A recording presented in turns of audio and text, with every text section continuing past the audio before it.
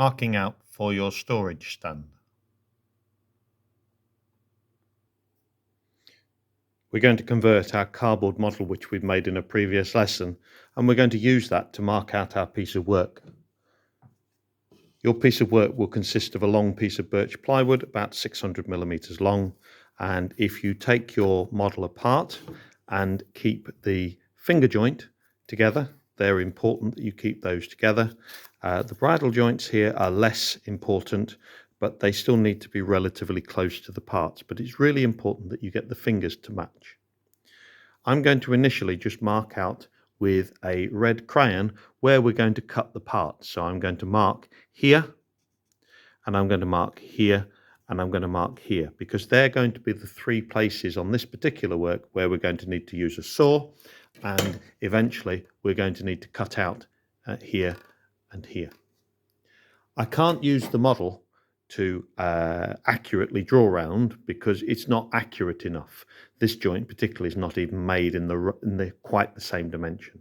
So instead we're going to move our components across there, and we're going to mark where we're going to cut. We're going to use a tri-square. We're going to make sure the fat part of the tri-square is against the body and hold it a little bit like that. And we're going to put a pair of trammel lines, a pair of parallel lines in each position where we're going to cut. Now, if you need your work to be a little more accurate, particularly if you're making a square shape, you may well need to actually make sure that you use a ruler to actually measure the distances in between the two lines here so that they're correct. The first bit we're going to mark out is the finger joint, which, as you've done it in card and you've also done it in your wooden sample, there's no reason really why I need to go through this again. But you're reminded that in order to do that, you've actually got to mark it out so that the waist is clearly shown, and you can see on this that I've actually marked the waist clearly with the hash lines, and you can see using the red lines exactly which parts I'm cutting out and which parts I'm keeping. You'll notice also that I've labelled them. A goes with A because they're being made as a pair. They need to stay together so that they match and they work well. The next part to mark out is the bridle joint. The middle piece that's missing needs to be on the piece that goes onto the work, because you can't cut this centerpiece out very easily. So we've got to cut that particular part out like that. A finished bridle joint will look like this. So you can see that this piece, the T-piece here, will look like my cardboard piece, and the flat bottom here will look a little bit like my base. But obviously on cardboard, we've made the joint sufficiently wide enough for the cardboard to fit in, whereas on the wood, we need to make it the right joint to fit the material. To do that, we're going to mark the position of the joint using our card model so that we've got an approximate place where the card model is going to be. And we're going to start by using our tri-square to draw a line all the way across. We're then going to use our wood as a thickness marker, and we're going to mark the thickness of the material. So we've balanced it up so that wood just disappears and makes the line disappears there. And then we're going to use the pencil on the opposite side. So we have a set of tram lines so that the tram lines actually meet the thickness of the wood there.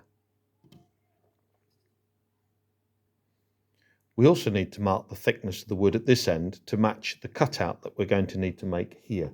So again, we can use our wood as a thicknesser, and we can put that on there and we can mark the thickness there so that we've got the thickness that we're going to cut out there. Next job is to measure 15 millimeters in from each end.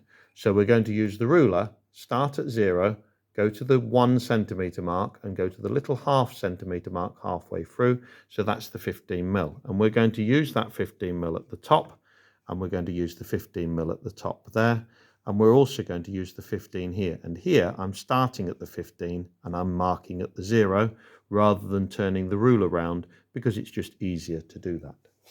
You can then join those two up. So we're going to put our ruler marks together, there and there, and we're going to join those two up.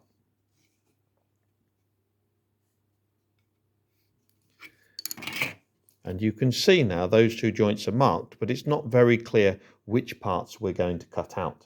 So what we're actually going to do is we're going to mark those parts out so that it's pretty clear which bits we're going to cut out. So here we're going to cut all the way through, and then we're going to cut these parts out, and here we're going to cut this bit and this bit out. And I've actually put in the middle here the fact that you do not cut and no cut. And again, you'll notice that I've marked B goes with B so that it's obvious which way round it fits and which way round it goes together. Last little job is to put your name and which part is on each piece. So this piece between my fingers is going to end up to be my base section. That's all one piece. We're not cutting all the way through there. So that is mine, that's my initials and which part it is. Likewise, on the end here, I put the fact that it's my part and it's the end, and that relates to this part here. So that when it's cut out, I know which part is which, and I know that they're mine because you'll all have very, very similar pieces. The last thing to notice is a reminder that the cutting out marks, you're putting a pair of parallel lines because when you use a saw to cut it, it gives you a little bit of accuracy or inaccuracy to allow for the thickness of the blade. So you can see the mark here where the saw has cut out, and the thickness of the blade will actually take some of the material away. If I were to just have a single line, I'd end up with a piece of wood that was going to be too short. So that's why we put these double lines. It also allows us a little bit inaccuracy so that when we do cut through the end, we can then trim that on the sander at the back of the room to get that nice and square. We don't have to worry about it being absolutely perfect, and you don't need to file this end. So it just gives us a little bit of wiggle room or a little bit of extra play. Right, now you need to mark out the basic fingers and the basic parts of your product, and then we're going to add some details to it.